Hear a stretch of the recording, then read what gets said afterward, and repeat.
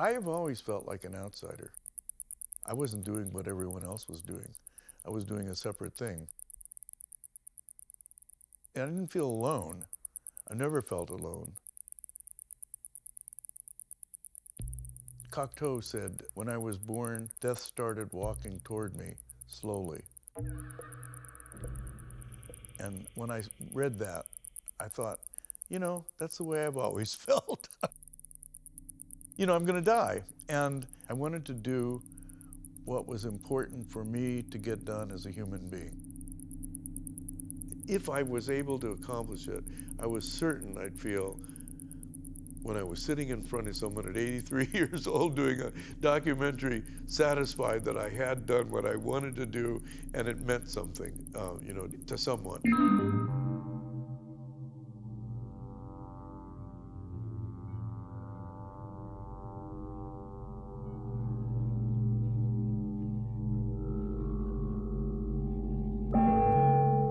Who are you and what are you doing here? Well, I'm a composer, and mostly of electronic music.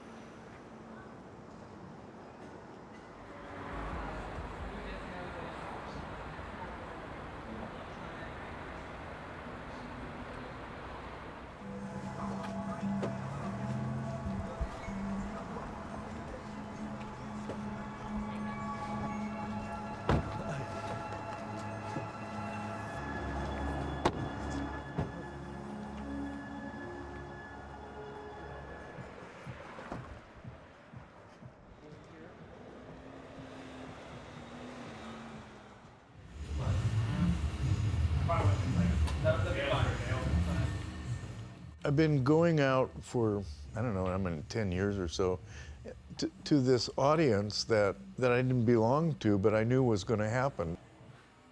I think there was an excitement at the beginning that something was happening and that this old guy was part of it. Some kind of a guru was coming forward who was part of this thing, a time traveler they had brought from the past up to the present who was standing on the stage in front of them.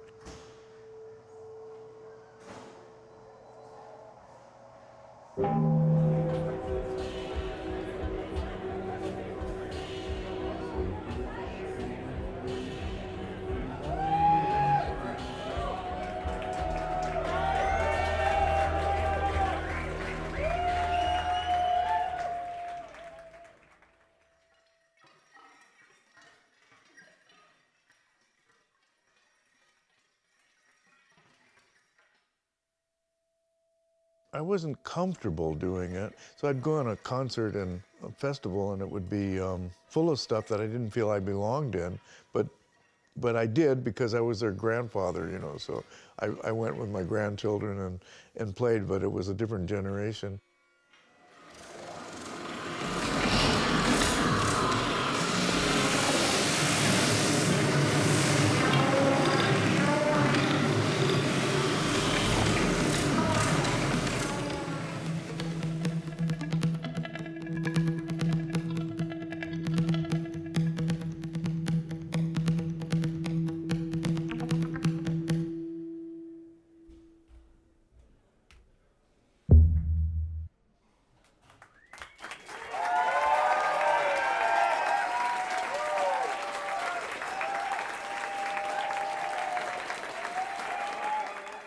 Whenever anyone asks me, you know, what do you think the audience got? I have the slightest idea. They were enthusiastic, that's all I know, whatever it was that they got. They really cared a lot about my coming. It wasn't just the grandfather, there was something else going on.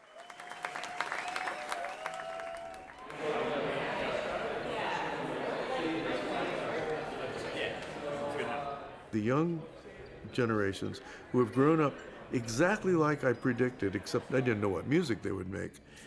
And it is different from what I make. Many of them, at least where I go, because that's where they invite me, really do understand what I was doing and what I'm doing, and much more than in fact, I don't know even the fine art world cares about what I'm doing.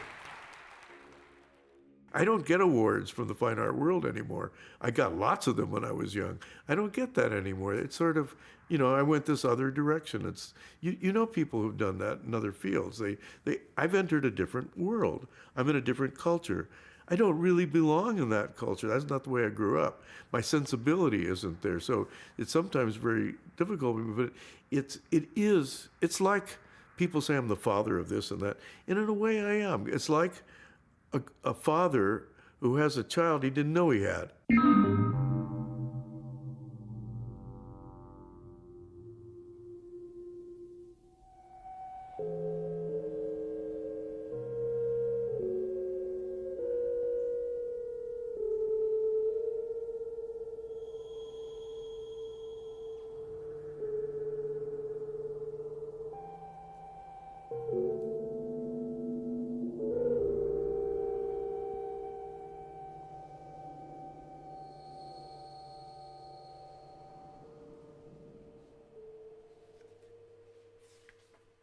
When you incorporate my stuff, maybe I should sit with you. That's fine. So that we can. I like it when you get sit with me, things- as long as you don't yell. That's fine. I'll try. One. Again? One. Okay, now I'm putting the angel sound on. I don't remember exactly how it happened, but Lincoln Center was interested in doing something.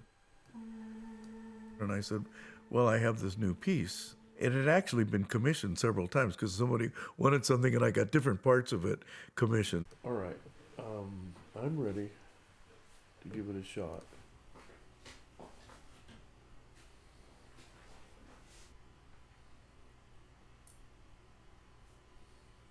And I didn't have a name for it, but I knew what I was after, and I had been heavily influenced ever since I read it by the Canetti book, Crowds and Power.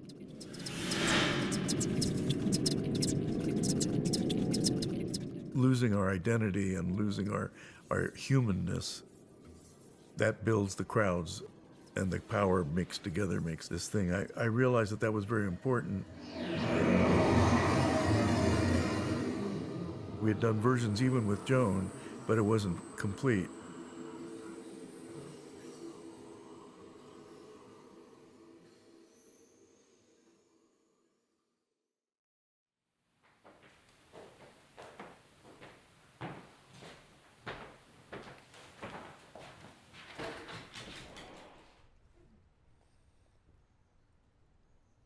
So, the entrance we'll not talk about. Well, yes, let's talk about it. No, I seriously, I want to go through absolutely everything. Yeah, but I don't know what we're doing. Well, yes. I don't rise from the floor, I walk on. Yeah, well, that much. But So I mean, that certainly that much we can. yeah. You're going to walk on. That's Right. for sure. Okay. So just change your.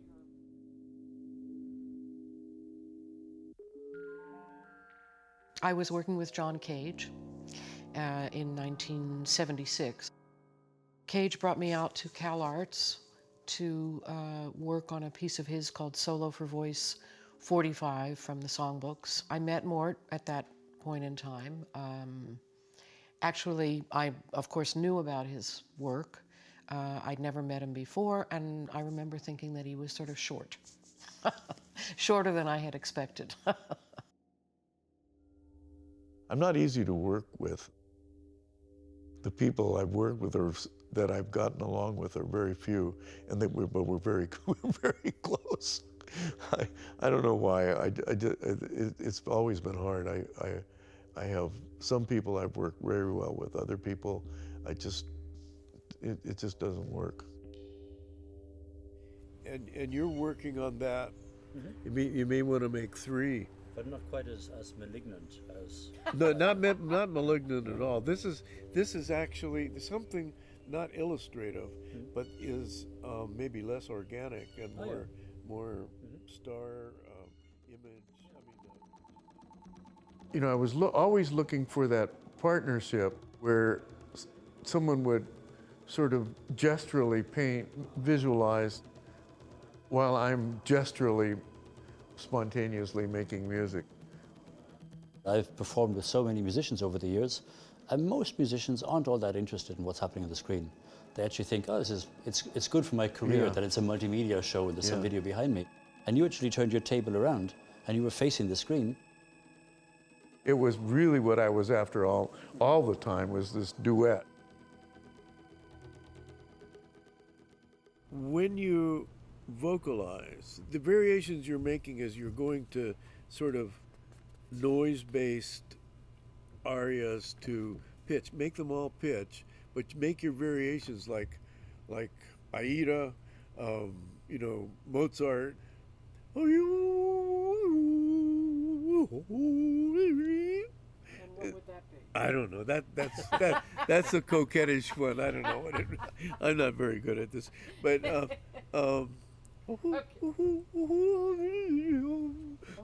that's. I didn't want to do Mozart, but you know what I'm saying. Yeah. Okay. Even sort of sad ones. You want to do the wedding pictures? Okay. So we got married in Berlin at the Standesamt Charlottenburg. That was really nice. That was Berlin, That was 1979. 1979. 79. Gosh, I was a baby.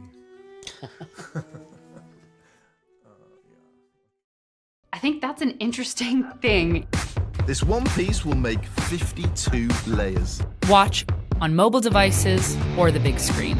All for free. No subscription required. Mort had an active performing career.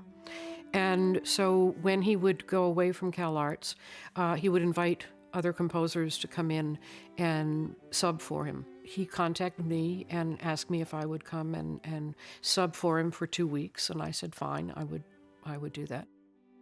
He always invited the visiting composer to dinner, and would I like to come to dinner? And I said sure, I'll come to dinner. So I drove down. He was living in Santa Monica, and he was on the phone, and he just sort of motioned me to come in. I was hearing one side of this conversation. He was talking to his son, Stephen, who was at that time 21, and he was going to school at UCLA. What I heard from Mort's side was this very compassionate person. I actually fell in love with him at that point. We went to dinner afterwards. We went to a Japanese restaurant in Santa Monica, and then we went for a walk on the beach. The water was kind of phosphorescent, like a purpley, bluish green.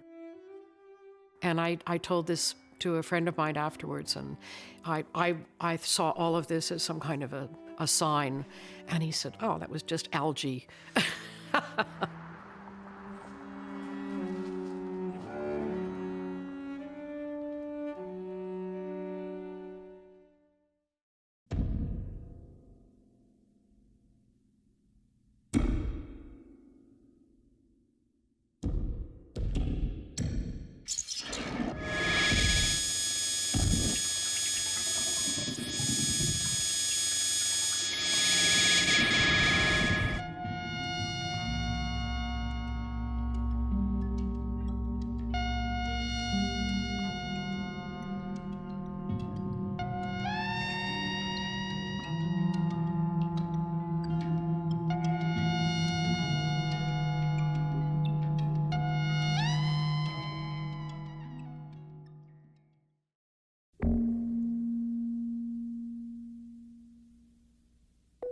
Somewhere 6 or 7 years old, I evidently had a chronic cough of some sort, and the doctor had recommended that I play a wind instrument, and that would help. It would strengthen my lungs. And so my mother asked me what wind instrument I'd like to play, and we had, I think, just seen a Tommy Dorsey movie, and as a family, and so I wanted that instrument that went like this.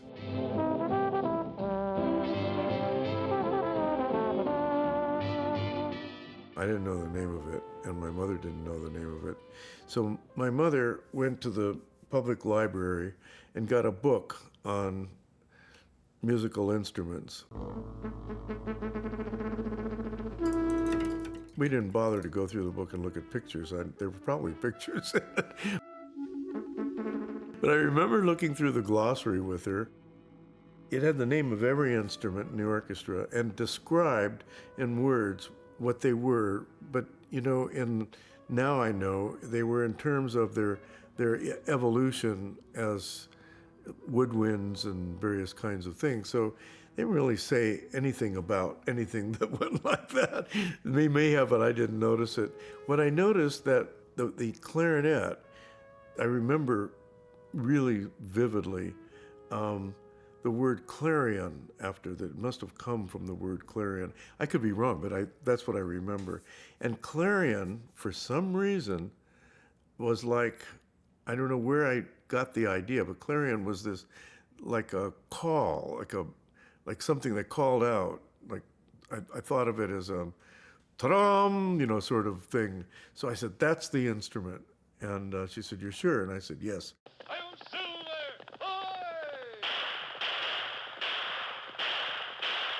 A fiery horse with the speed of light, a cloud of dust, and a hearty hi-yo silver, the Lone Ranger.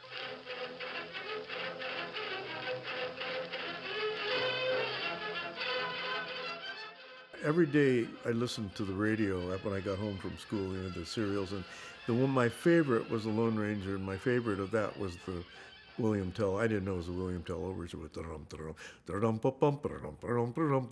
and so I got pretty excited when I found out I was going to get this instrument, and I practiced with it because I thought I'm going to play with that music when it happened. So I go,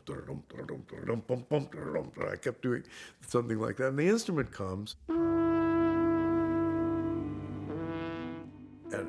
you can imagine enormous disappointment. I had the wrong instrument. I had developed the idea that I didn't want to admit being wrong about anything. So when my mother saw my face, she said, "Did you make a mistake? Is that the wrong instrument?" I said, No, it's the right instrument." "You sure?" "Yes. And I'm going to play with the William Tell." She said, "Don't be disappointed if for the first time you can't do it." And so, but I didn't even know what the mouthpiece was for. You needed to read. I didn't know how to put that little thing together. It was just, I don't remember if I even came close. I don't. All I know is that when the music came on, I tried desperately to make a sound, and I couldn't make anything. I was just devastated.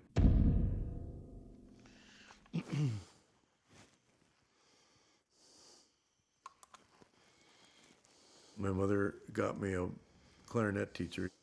looking back, he was probably a student somewhere, and he came and he showed me how to put the clarinet together and the reed, and I didn't know how to read music, so it was the beginning of, you know, the whole thing.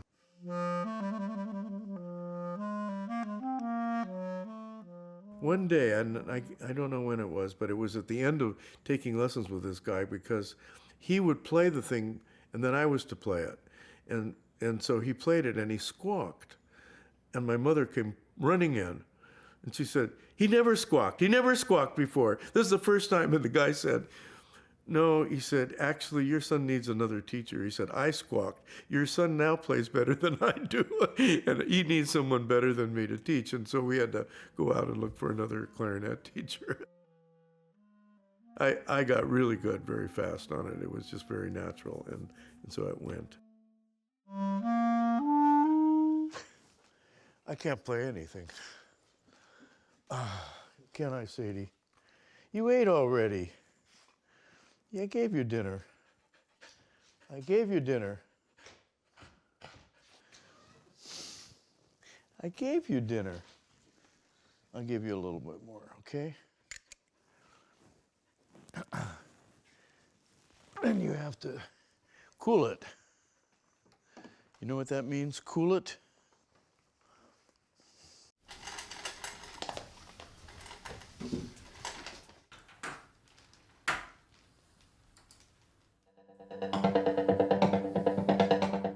He's always busy. He gets up very early in the morning. He works a lot on tweaking the patches, let's say.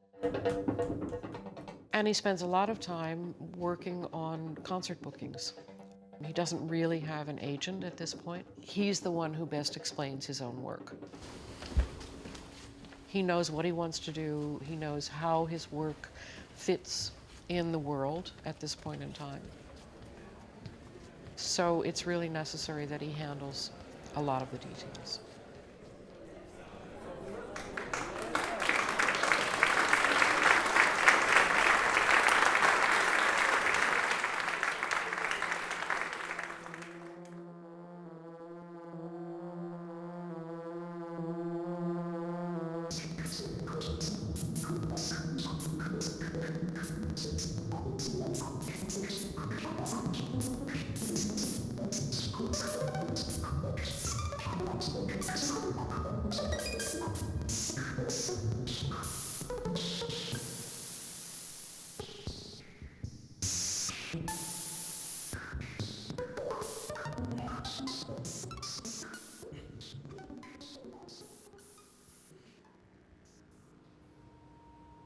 I have no idea what the audience gets from what I do. I just have no sense whatsoever. Okay, that's gonna be all right. What you're doing, what you're saying even, and if you were able to hear back what they think you said, it can be quite astounding how different the two things are. And I know from my experience that I'll listen to my own music, and then someone really loves it, and what they tell me they love, I don't even know is in the music, or they tell me they hate it because this wasn't there, and it really is there.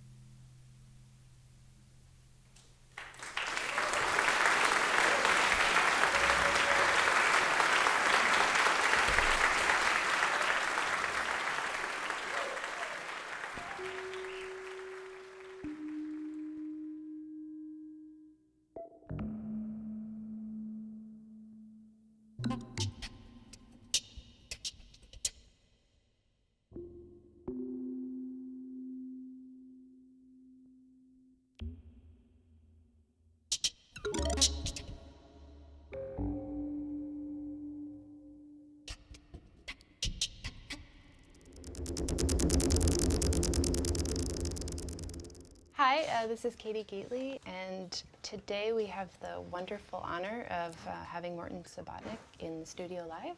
I wanted to ask you because I know you had this life as a clarinetist and also a commissioned composer, and you were quite young, right? You were in your 20s when you were actively doing that. Yeah, I started, actually, I played in my first professional symphony orchestra at 17 or 18. I think I was the youngest member of an orchestra at that point. I don't believe this is me. Well, you were handsome. Yeah, but I mean, I don't even have a beard. There we are. Mm-hmm. Look at those guys. Yeah. How old were you when you came to Denver? I just turned 17. 17. Yeah. We did the 6-week tour, right? Well, that was... Yeah, we did that was in definitely. 53. We shared a bed. Oh, it was a minute. We did what was called ghosting. $2 a night for hotel rooms. Yeah, it only cost us $1 each because we were sharing a room. So one of us would go in and say, we want a room, or I want a room, and then the other would sneak in and would take the mattress off the bed and put it on the floor. There's an article, 2 young musicians, Burbank musicians, to join Denver Symphony. Ah. But here's your picture. Wait a minute. Let's see. A long time ago. A long time ago. What is this? 1951. Here's a thing that Gordon Schoenberg wrote about us. Sharon Stokes, Don Lake, and Morton Subotnick. Yeah, right.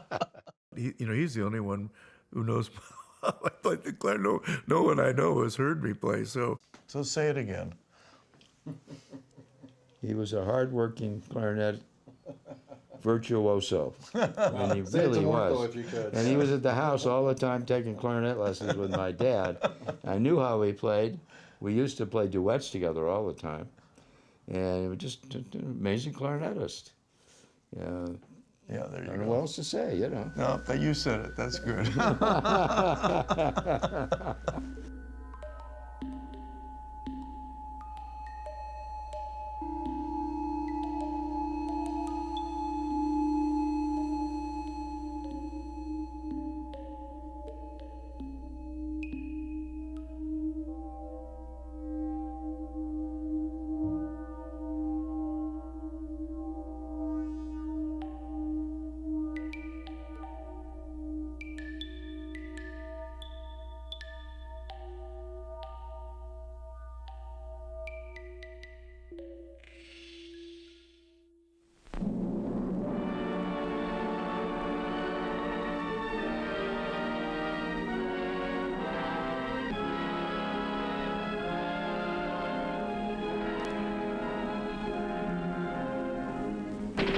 Even men of goodwill must fight fire with fire, must kill and destroy to bring a swift end to death and destruction. It was the Korean War, and I had to be in college to stay out of the Army. So I entered Denver University, and I decided to major in English. At what point did you go back to San Francisco? Didn't you study also at Mills after Denver? Yeah, well, I finally got drafted. Oh. And because I wasn't matriculating, I was still a freshman after 2.5 years. The draft caught up with me. They said, you're not taking, they didn't really say this, but you're not taking school seriously. You're just avoiding the draft, which was true. It was scary to me, as you can imagine, shooting and killing and all that stuff. And so I was starting to have a recurring dream.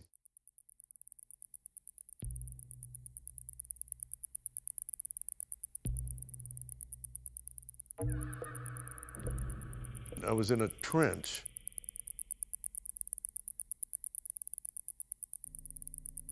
And I would stand up to shoot.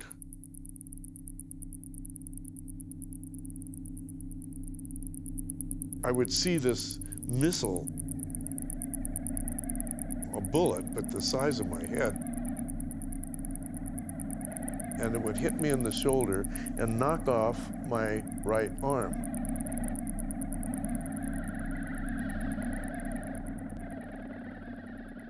And I would wake up every time the right arm went with this euphoric, sort of a white, cold sweat, but purified, clean.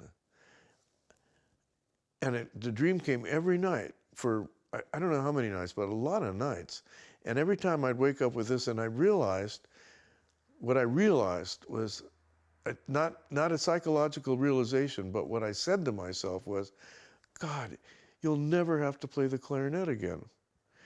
It was like I was freed finally from my childhood by this bullet that would knock my right arm off.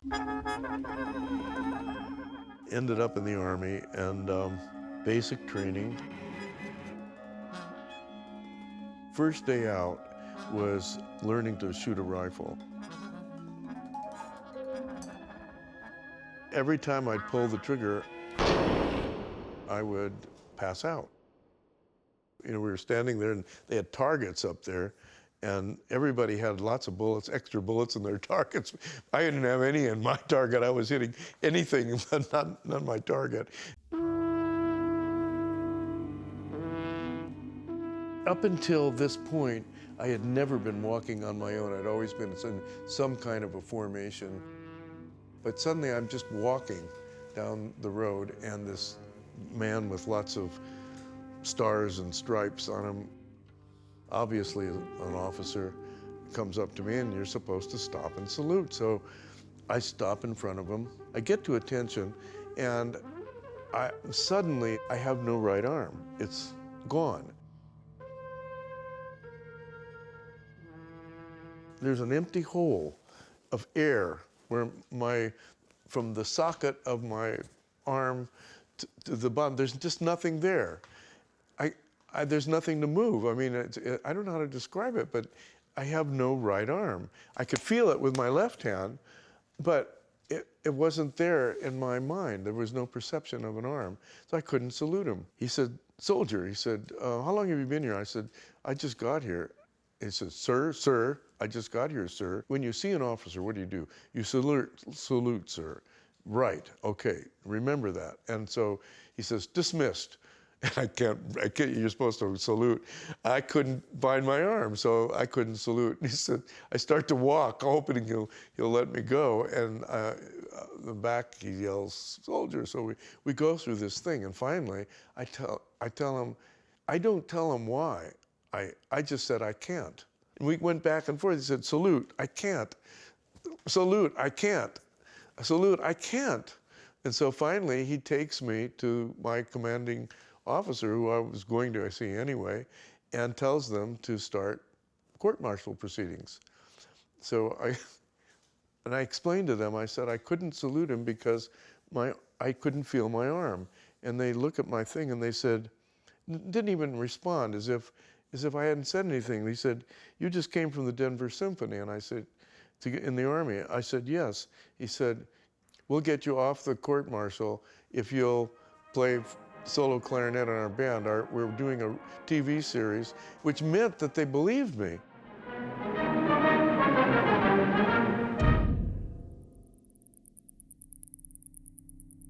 I didn't know psychologically what was going on because I didn't go into therapy until much later. But what I did know is that the right arm, frozen right arm, came out of those dreams somehow.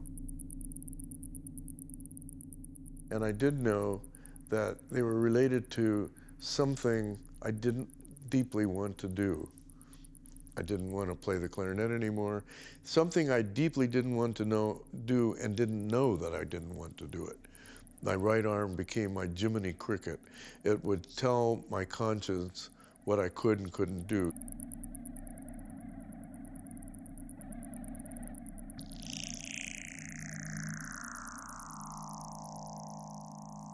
Talk about space. That sounds like it went way off, right? So we'll do that one again.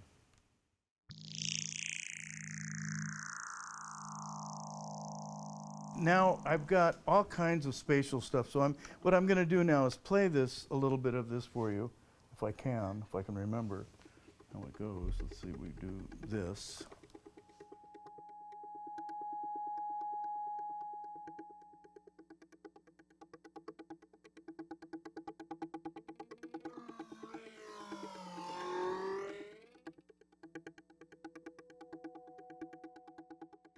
Music is the artifact of the human being's ability to be musical in terms of how they express themselves, how they hear, how they think.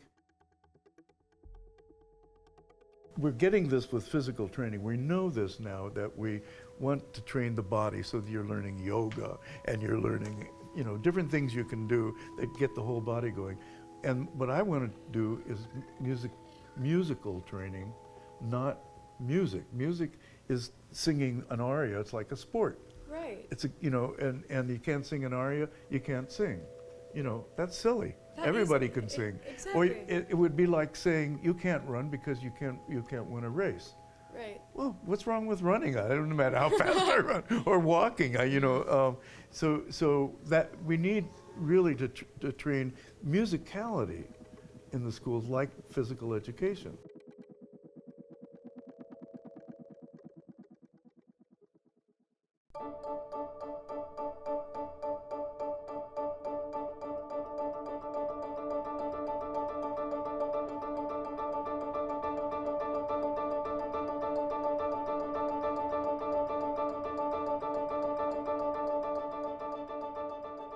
When I was in San Francisco searching for something that would identify where I was going at this point, the new music scene was just starting to percolate. The poetry scene, the art scene, which would become by the 60s, a major event, but it was just the beginnings of it.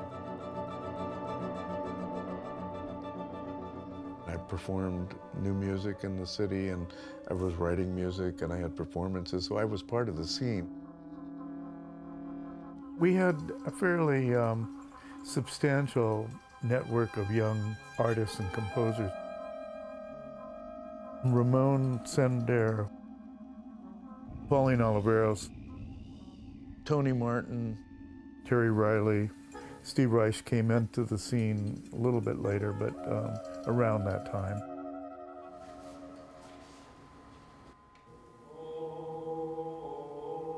Okay, this is a liquid projection. All of us who were doing things in bands and in projections and movie makers like Larry Jordan and poets, we were just a very mixed group. But it was the beginning of it. But it was the beginning of it all. I was ready to give up the clarinet, but I was ready to give up the clarinet at 9 years old, so, that was nothing new. By then I had a child and doctor's bills and responsibilities, and to just throw it away, a whole profession, a whole career where I could make a living, I had to know at least that I had an aptitude.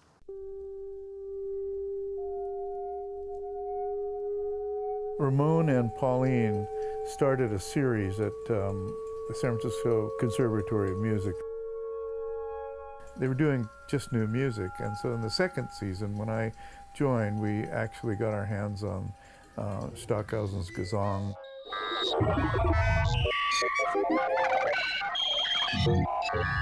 And started to do a lot of electronic music as well as instrumental music and a lot of experimentation.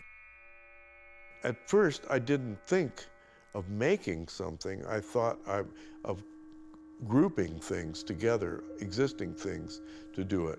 And Ramon and I worked together. We picked up all kinds of equipment. I decided I needed to get into tape stuff, so I walled off a part of the attic and got some equipment together. I came to you and said, look, you've got a garage full of stuff, and I've got an attic full. Why don't we combine and go someplace? From there on, it was fun. My recollection is that we decided anything on a tape is music, so we called it the San Francisco Tape Music Center. I think that's where the name came from. Yeah, something like that. I think so, yeah.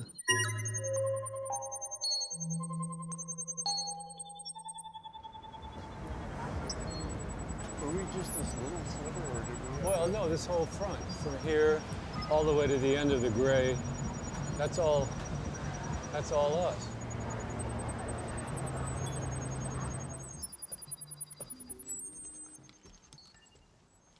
This was the auditorium, and then the little stage is still there. They kept the original little small stage. Right, it seated, I think, 100 people, but it looks bigger somehow, so I don't know. Yeah, I remember when we did in C, the fire department guy, at the Wednesday night performance, and I opened it a sliver so he could hear what was going on, and it's going ba-ba-dum, ba-da-dum, ba-da-dum. And he said, Jesus, and I closed the door quickly. He said, call that music. Okay, this is amazing. Well, that's interesting, very interesting. Let's go up to the tape center. Yes, Can we get up there? Oh, maybe we can't get in there. No, we're locked out of the tape center.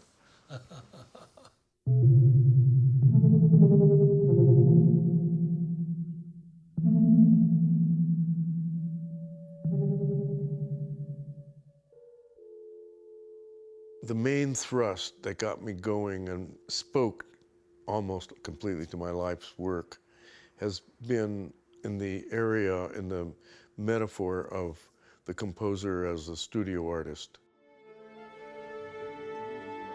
Most people were writing for an orchestra or a string quartet in which you don't play a string quartet, you have to finally finish it before they play it, and you had to have a group to play it, and you have a place for them to play it, an audience to come in, and it's a very large, complex thing.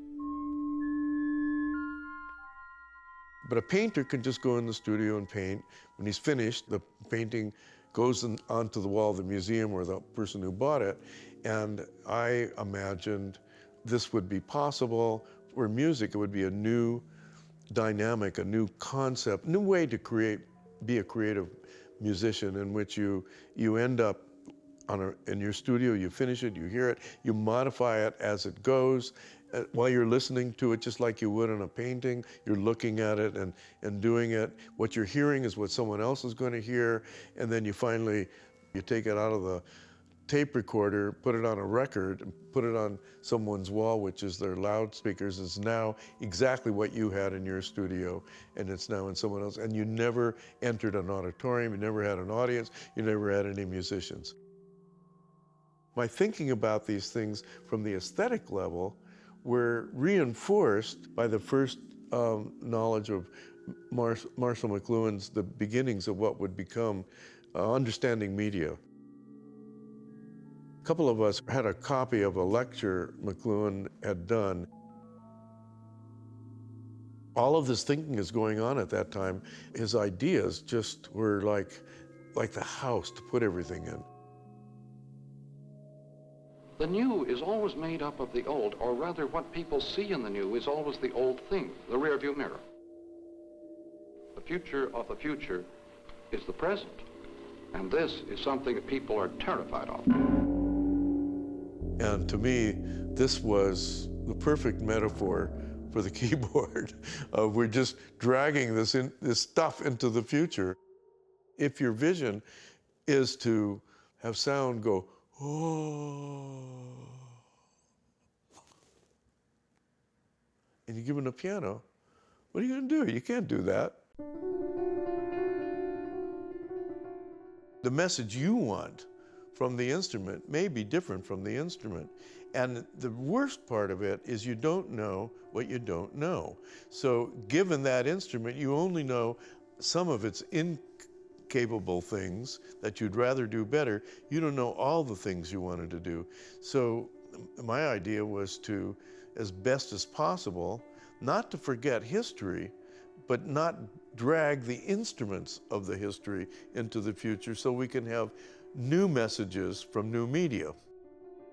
What I was looking for was, a blank slate, a palette that you could mold into anything, and began to think about an electronic way to do it.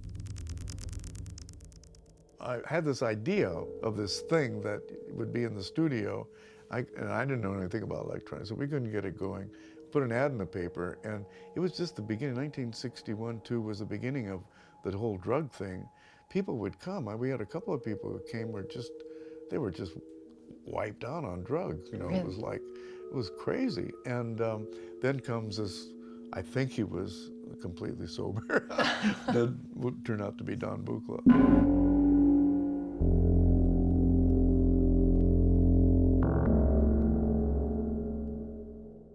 And did you feel pretty quickly there was a kindred connection between you? I know engineers can be very artistic. I don't know if you felt that. Yeah, he was not good with communication.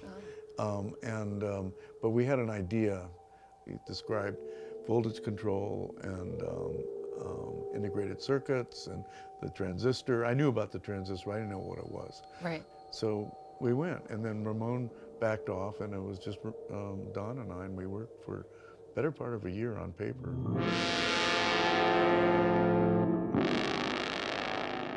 Being able to control with energy a sound, the amplitude of it, and move it in space, and all the different things you could do with energy. And the energy became the metaphor of the hand on the canvas. Fantastic, yeah. And what I didn't want is for those, I can't use the word on, you can cut it out, those fuckers, in their offices in the universities to say, oh, well, he can do this because he has this background. Yeah. And so I got rid of the clarinet and the background in terms of my biography because they could do it. They only needed to get someone to show them that there was another way to do it. That's what I wanted to offer. We're actually precursors, and we're the new man that appeared on the earth way ahead of what's going to happen, because everyone now is going to have to move from one thing to another, and sometimes find something as dramatic as giving up the clarinet, which you were a virtuoso.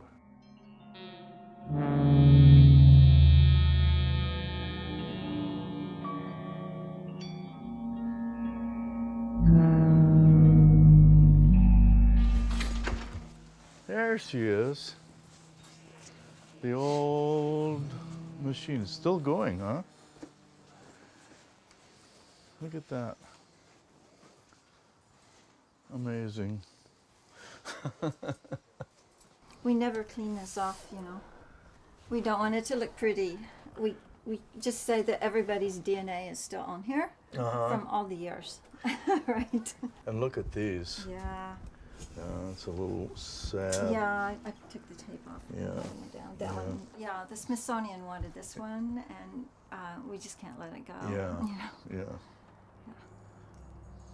It's too much a part of our history. Yeah.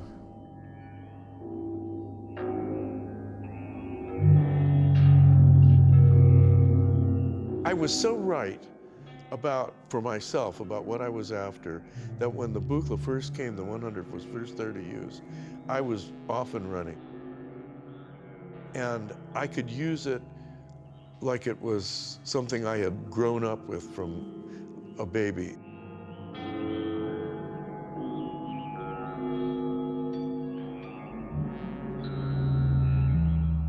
I never would have thought that I would get to 84 years old. I thought 30 would be it. It happens when you're not looking. This was the quiet neighborhood. This was a family neighborhood until suddenly it turned into a scene. A scene, and then we all left again. I really wasn't, it wasn't my thing, as you know.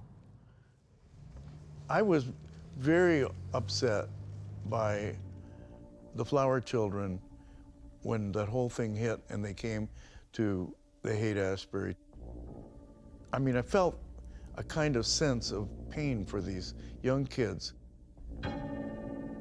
They were a crowd. They were led by advertisements. They were articles in newspapers and things about the drug and this happy life. And they were so young, and it just seemed tragic to me that was happening. And I wasn't the only one. I mean, Steve Reich tells the story that as soon as this hit, he ran away as fast as possible to get out of the way. And I didn't feel that, but I did get out. I was getting these offers to relocate to New York. You were ready to leave.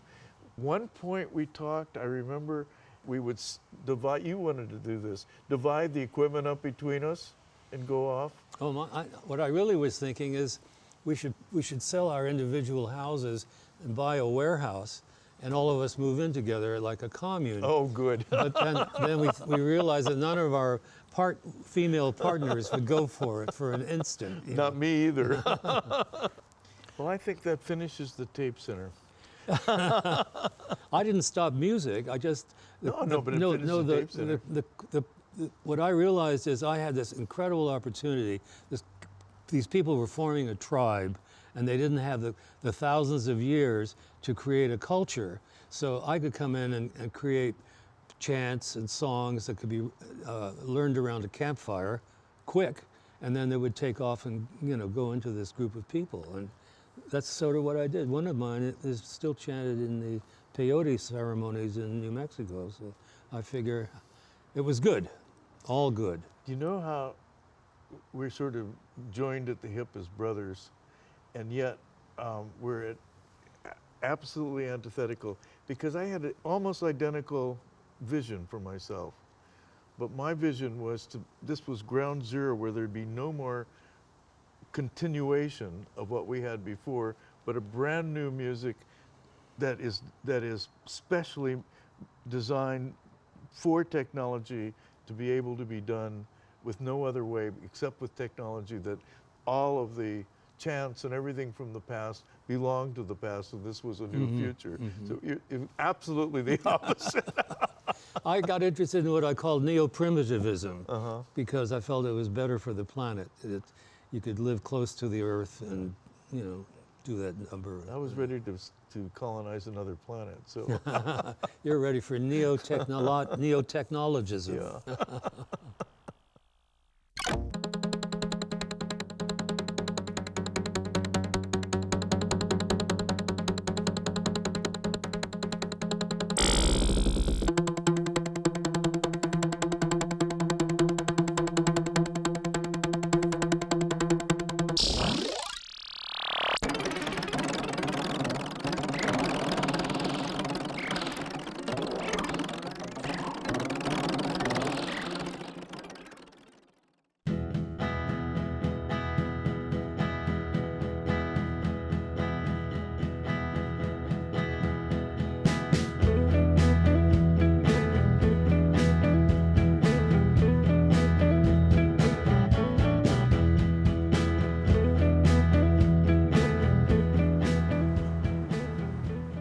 Bleecker Street, my God, Bleecker Street.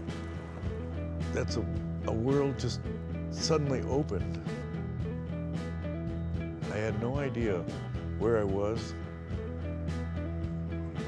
I didn't know there were rock bands, and it was the center of all the activity that was going on in music. I had no idea. I just knew I was in the world, and that was great.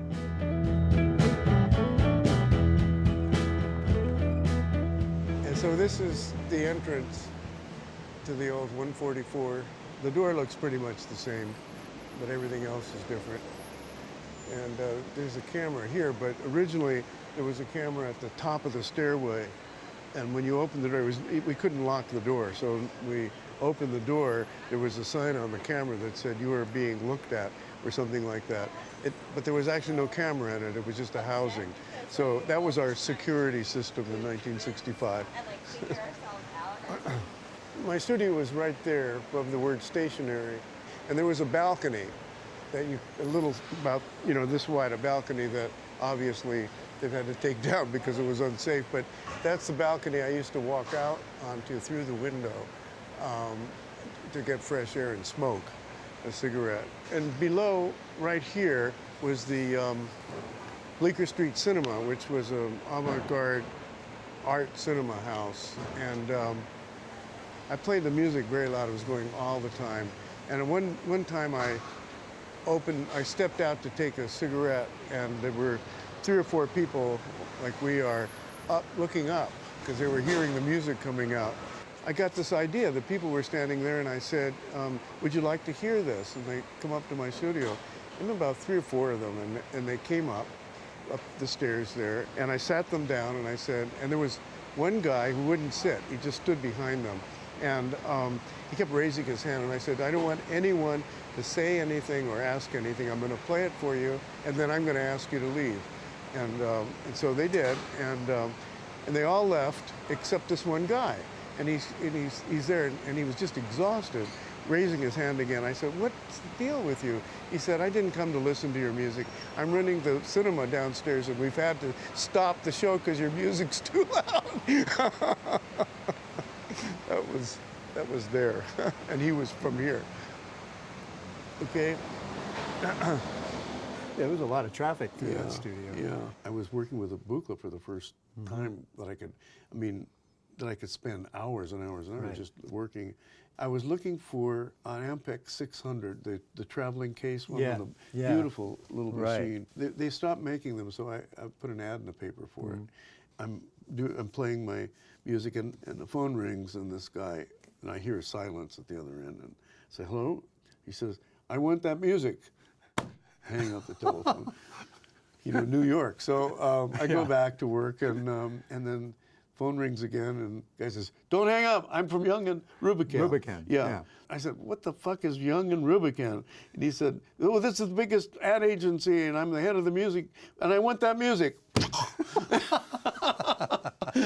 So I hang it up again. And then it rings the third time, and it's him again. And I said, what do you want from me? He said, don't hang up the phone. I'm answering your ad for the 600, the Ampex 600. I said, oh, great, why didn't you say so? He said, and he's being trying to really get the words in without antagonizing me. Yeah. And if you don't mind, I'd like to listen to that music when I come. So he comes by that afternoon. He brings the tape recorder. I give him $200, whatever I gave him for it. And he explains that he needs 10 seconds of exactly what I've got. It's going ticka, ticka, ticka, ticka, ticka. And he says, I need 10 seconds of that for the Walter Cronkite 21st century, or 20th century, I guess, I don't know, what, 19th century, whatever century it was. And he says, how much do you want for it? I'm thinking, I'm getting about $400 for this 10-minute piece, right? Yeah. So I'm thinking 10 seconds, well, I know they've got a lot of money, so how much do you want? 10 seconds. So I multiply and multiply and multiply. And I said, $1,000. He says, great, and another 1,000 if we use it. And I thought, holy cow, what am I dealing with here?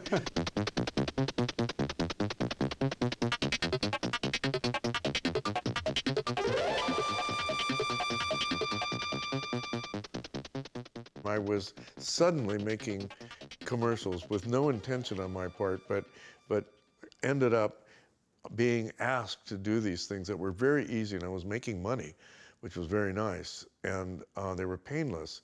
And I had no problem with my right arm, so it was okay to continue doing. And I didn't know how much to charge, but I was constantly charging a little more. And I even had an agent who had attached himself. I didn't look for one. His name was Link Diamond. Hi, Link.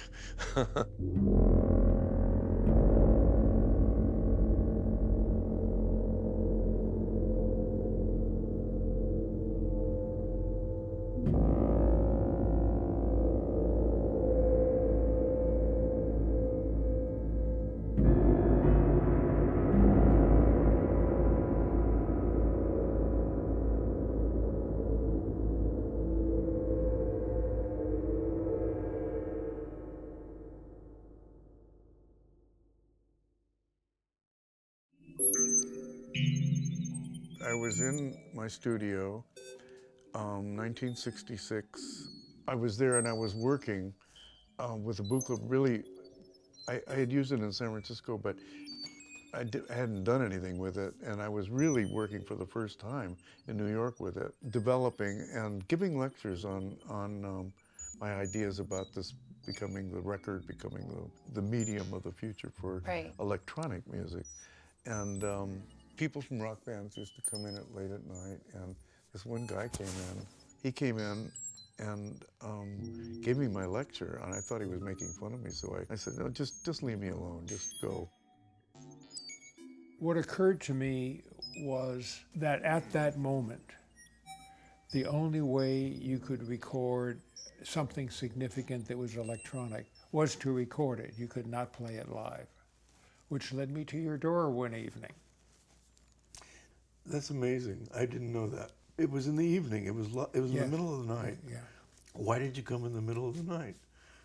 Because I worked late. I mean, I worked all night, so it didn't matter to me. Yeah, but, we're both night owls when it came to working. I mean, it's still that way. So you just came in, and there was no lock on the door, so you just walked up and walked into the studio. Yeah, and we spoke, and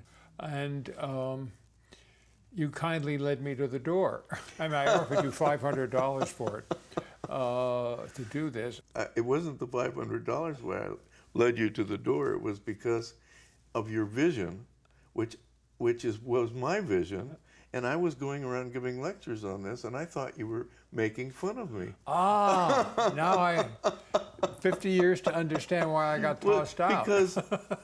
Because you know, I would give these lectures, and I would end with about exactly what you're talking about, that electronic music really belongs on a record. It doesn't belong in the concert hall.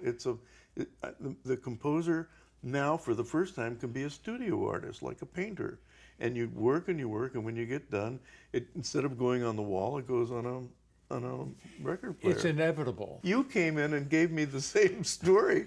I thought that this was a put-up job, and you told me the label, and I thought, what's that label? None such. This has got to be a joke. And I said, look, I'm busy. Go away.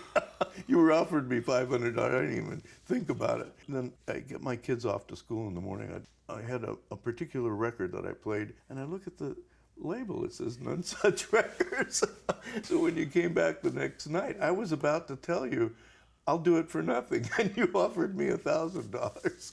Well, it seemed like such a worthwhile project. I think it was. And we both turned out to be right. You made this record, you spent 10 months, right, working pretty much all day. 13. 13 months, working 10 hours, 12 hours a day. I have a process where I have a play period. I've always had this, where you force yourself not to think. You just have a good time. I just knew that you needed time to relax. That was my vacation. Then you begin to articulate. That's the performer in you. And then the composer in you stops and takes information from the performer and says, you know, if you've shaped it this way, maybe, you know, let's see what happens. And then, so you go back and forth between those until the idea for the piece begins to go.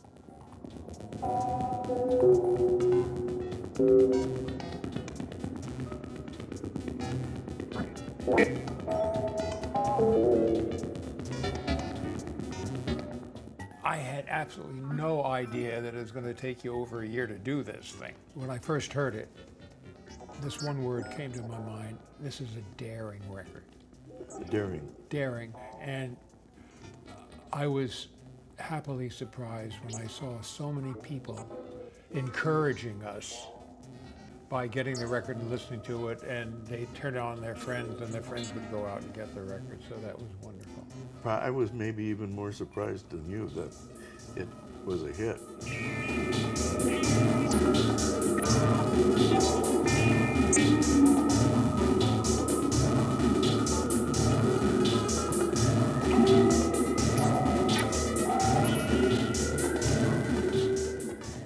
I remember going every week to the record store. I think it was Sam Ash. It was on 48th Street to try to get the copy of None Such.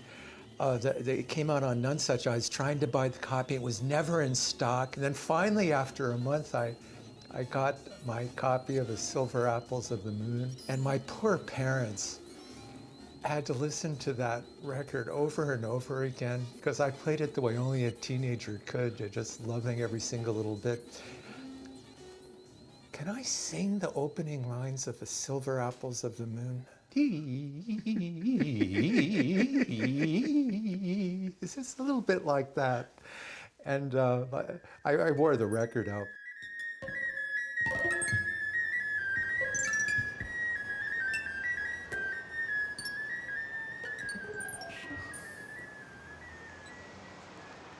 So it was one of these two, walk down, was the record store.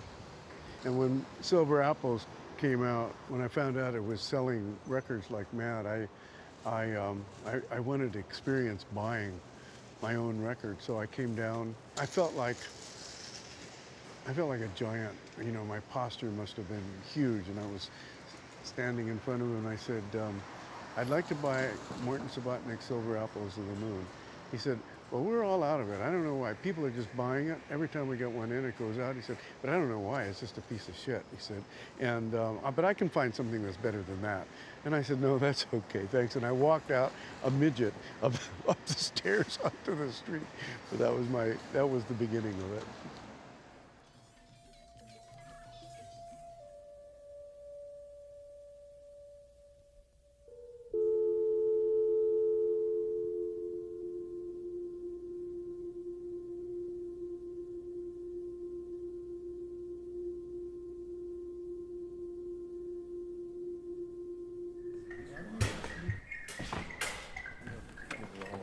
That's what I meant.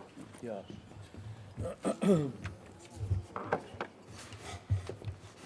That'll be perfect, that light.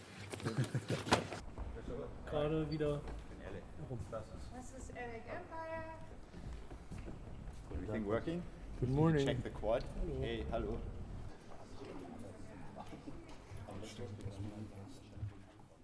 I was age 13 when I first heard Silver Apples of the Moon. And I was really obsessed with it and kept coming back to it all the time. Go! You know, when I started making techno music early 90s, it was always like a reference point for me, that album. You know, it was always, why are we not taking more risks? Why are we not more radical? You know, why are we not doing more complex stuff? You know, and it always worked like that for me.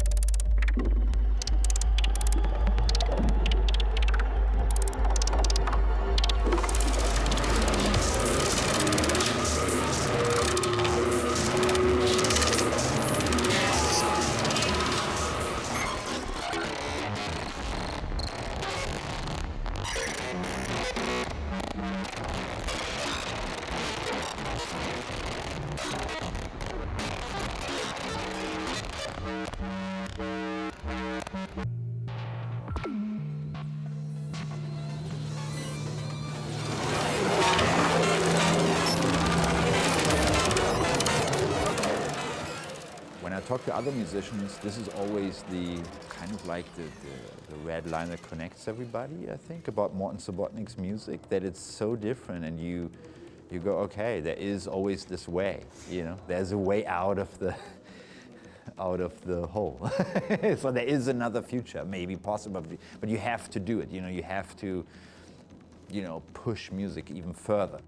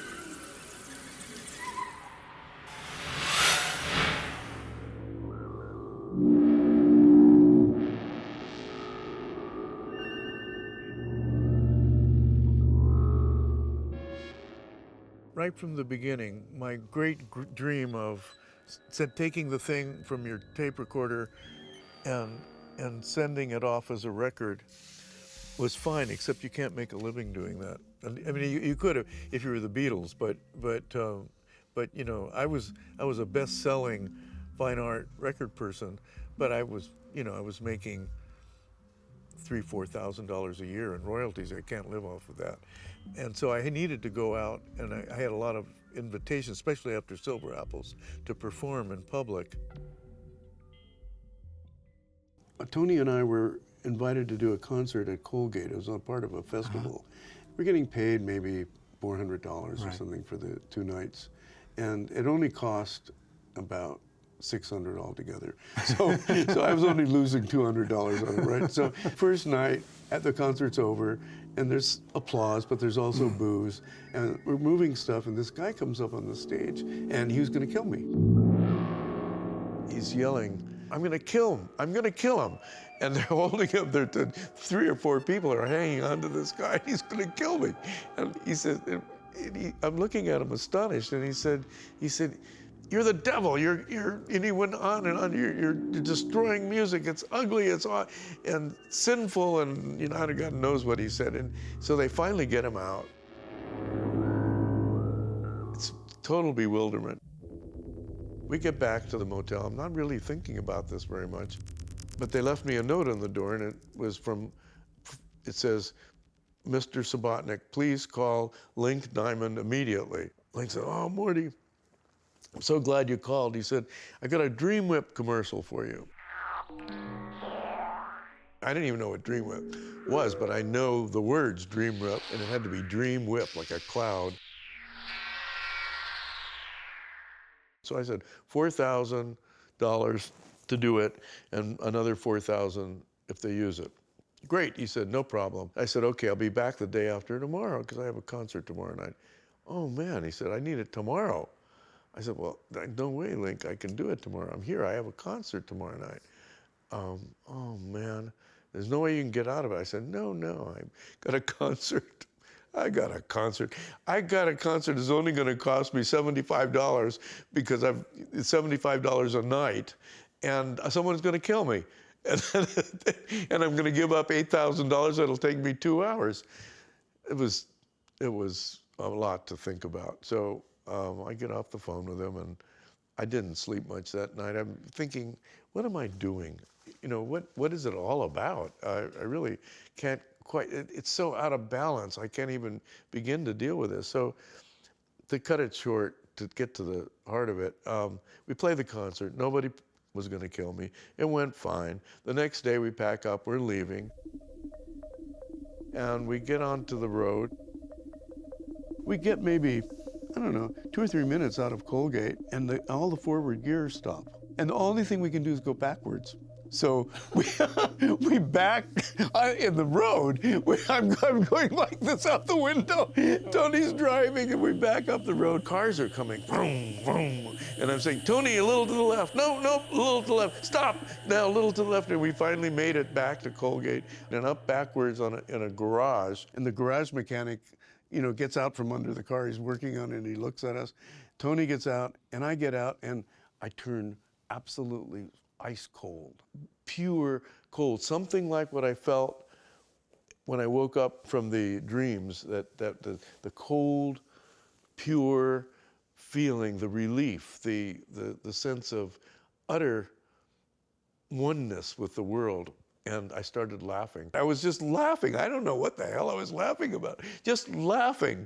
And then Tony started laughing, and the garage mechanic, we were all laughing. In fact, the way I remember it is that we were holding each other up because we were laughing so hard. Finally, exhausted, I stopped and I said, "Tony," I said, "I know what I want to do with the rest of my life. I want to go this way while everybody's going this way." And he didn't know what I was talking about, but that's all right. To this day, I've mentioned it a while. He still doesn't really get it. We get back into New York, and I'm feeling great. I'm really feeling great. And I get up to my studio on Bleecker Street, and I get a phone call, Link Diamond. I said, "Link." He said, "Yeah, Morty." He said, "Welcome back." He said, "I put them off. We've got another day." And so what am I going to say? $8,000, don't do it? So I said, "Okay, when do you need it?" He said, "Later today, but tomorrow morning is the latest." I said, "Okay." Oh, you'll have it by tomorrow morning for the latest. I turn in my little squeaky chair and I look at the Buchla. I look at the tape recorders. And sure enough, I've got no right arm. And I turned back and I sat there for a moment. My arm came back into focus again, and I called Link Diamond. I said, I can't do it. He said, what's wrong? I said, I'm sick. He said, oh man. He said, well, how long, another 2 days, maybe I could put him off some more. I said, no, I think it's permanent. I think this is a permanent illness. He said, man, what is it? You didn't want to go to the hospital? I said, I'm not gonna take the next 2 hours to explain it. I didn't know him well enough to know if he could even understand what I was talking about. I said, no, Link, I just can't do it. I will never be able to do it again. It was clear. It really became clear. It wasn't that I didn't want to do commercials. It was that I did not want to be faced with the prospect of being offered this exorbitant amount of money for doing practically nothing.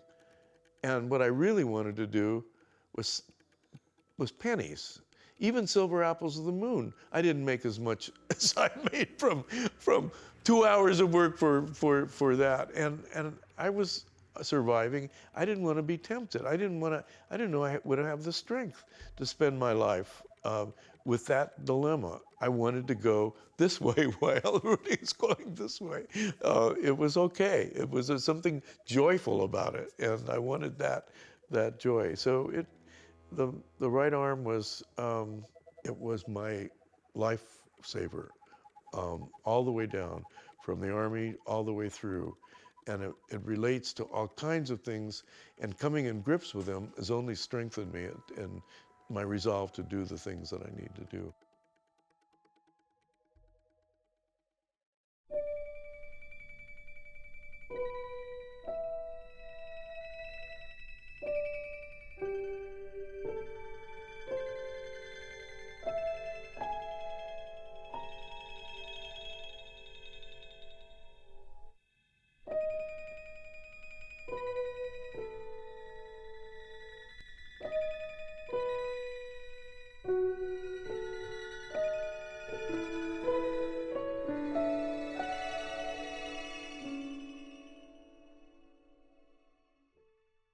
Mort was commissioned to write a work for the Kronos Quartet and me. So he took a bunch of books to the hospital where I was going to give birth. And one of the books was Jacob's Room. And the Kronos needed the program notes a year in advance. And so Mort decided to call it Jacob's Room in honor of our son, who was just born. And then he read the book and thought, how am I going to make a piece out of this? There is in the British Museum an enormous mind. Jacob, the character in the novel, in the British Museum, and the idea that the British Museum was an enormous mind. And he then was also connecting it somehow to Holocaust stories. And so Jacob became the survivor, with all of the survivor guilt and everything that goes along with that. The real issue for the Holocaust is not the killing of people, it's the killing of humanity itself, civilization, leaving us as human beings alone in the universe, not just one being, but destroying the very fabric that makes us human. The sun, it's so bright, it hurts. I was trying to deal with the idea of remembering why we have to remember. We have to remember in order to understand that as a human being on the earth, we may be the only creature, living creature, that knows that we're dust, they're nothing. And to make something out of that you make laws, and they're not an afterlife. It's for the life right now, and how we become more, in today's terms, more global.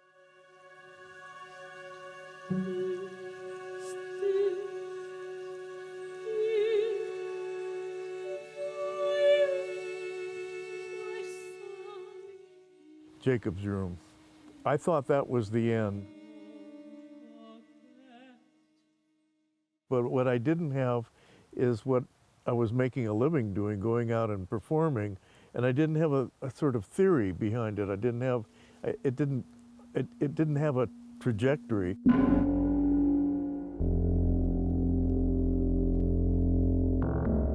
That's where Crowds and Powers comes from. I was doing all these performances and then end up with a kind of Jacob's Room type thing, but in a concert version, not staged in a major way, but still theatrical.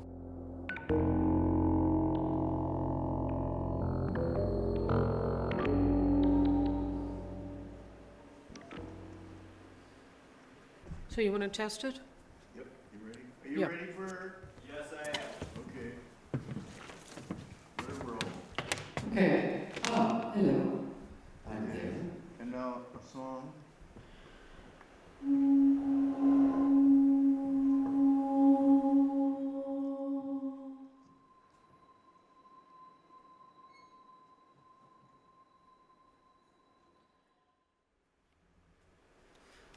Okay.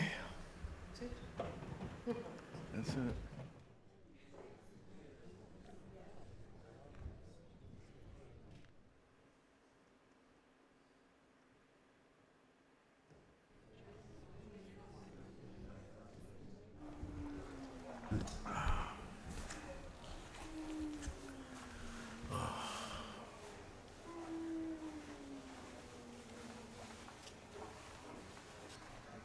Pretty full. Well done, Morton. But this means we've got to play another 3 times. Pardon? We've got to play tomorrow and the next day. Yeah. We've got to Right, change your flights. right. Till we get it right. Yeah, exactly.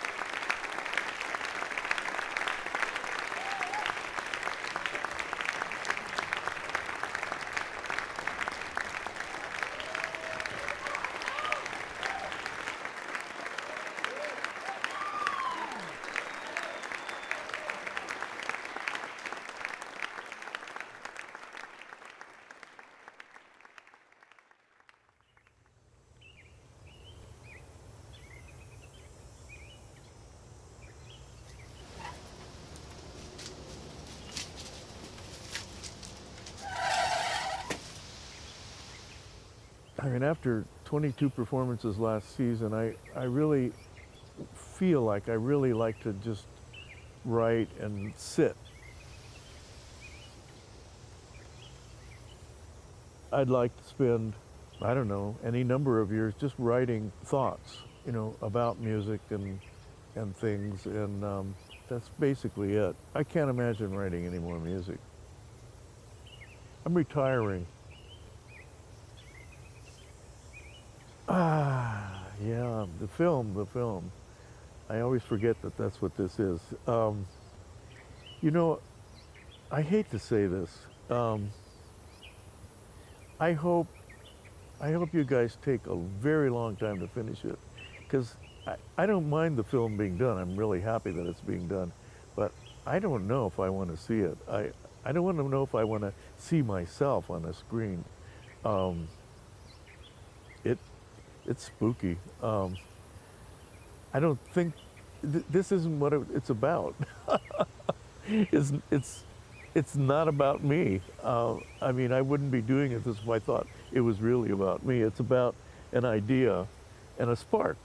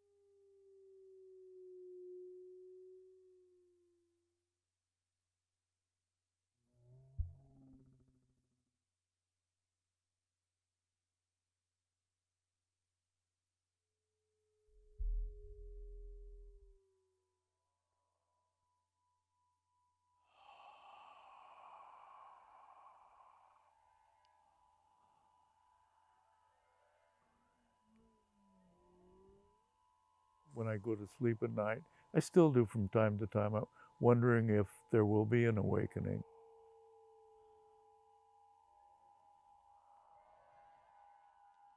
You know, it's possible at 90 that, or at any age really, but certainly it gets more possible that one morning I just won't wake up.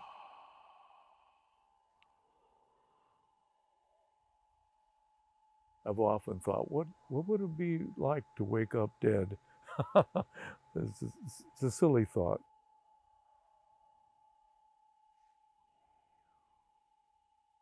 When I wake up to look out at the beautiful garden we've got in the back, I'm still alive. You know, it's marvelous.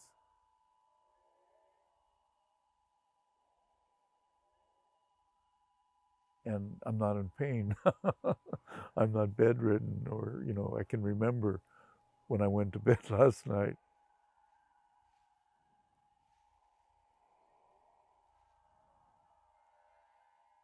I decided I was done, and there was no real reason to go on beyond that, and I would just concentrate on my memoirs and things like that. And then just before the pandemic, about a year before that, the new computers came, and they were quite fast, and so I was able to do a new piece, which I decided would be my last piece. So I came out of retirement, and I called it As I Live and Breathe. To me, that it was as I live and breathe. You know, I can do one more piece.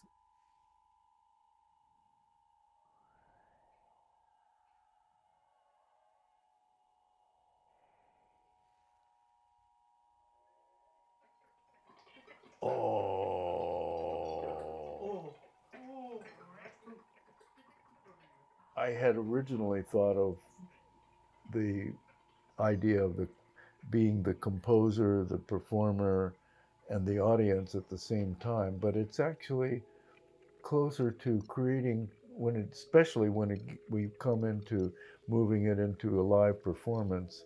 It's more like an instrument. This is for a performer who wants to take this and make a new piece out of my instrument, and so it's going to sound like my music, and it's going to have all the parts of my music, but he may put it together. We can have a new composer, performer. I think that's the way to think of it. That person, he or she, can then take what I've done and perform it in a different way, so that he becomes a kind of new composer on top of the other composer.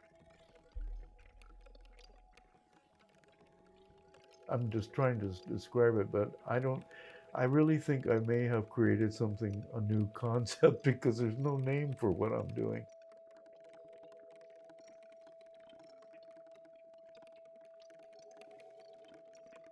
I have ideas that I will hold those ideas for years and keep working until I'm finished with it.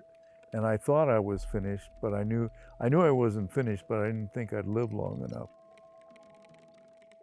I've got one more tour, and that probably will be it.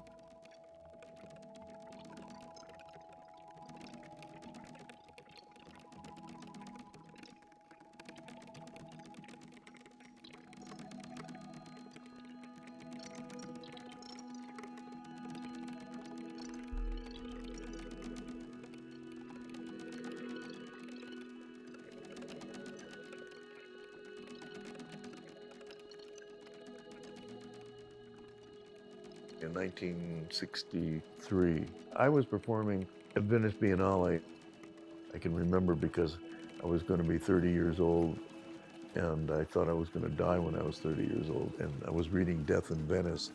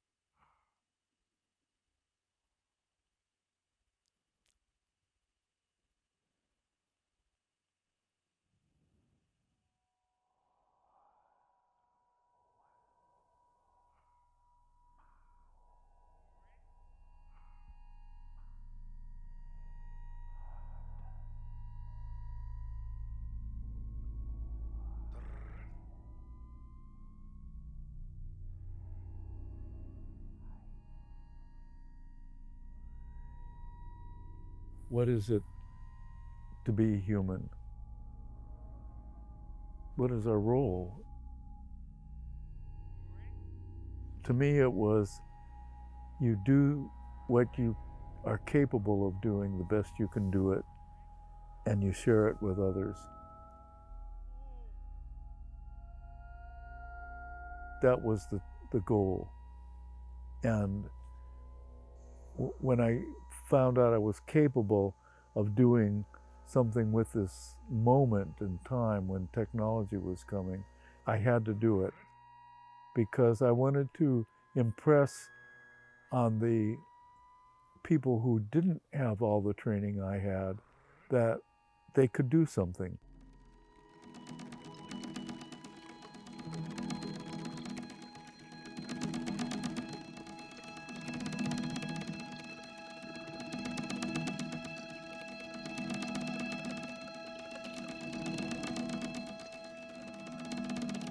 Knowing, being aware that as I live and breathe, I'm alive and I'm doing it so that on my deathbed, I know I can say I've lived a meaningful life according to what I invented for myself.